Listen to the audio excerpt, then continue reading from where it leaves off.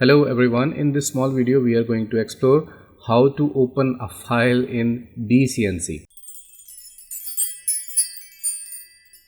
So this is one of the very feature rich software front end for Gerbil CNC, and it's also open source, but the problem is the interface is a little bit outdated, or you can say more of like on the Linux side of things.